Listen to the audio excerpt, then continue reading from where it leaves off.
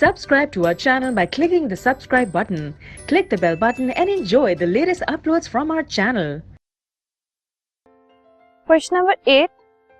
The total number of electrons in a chlorine atom is 17. Total electrons chlorine में है 17.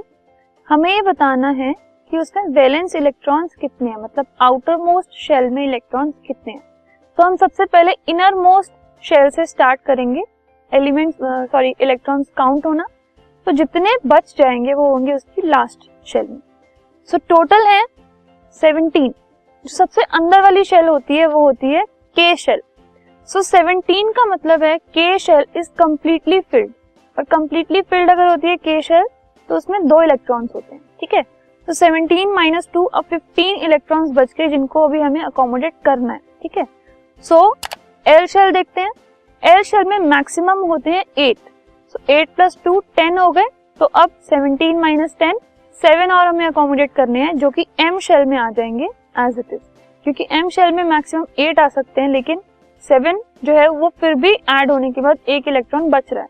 So electronic configuration में अगर हम देखें के शेल में 2, एल शेल में 8 और एम शेल में 7 है.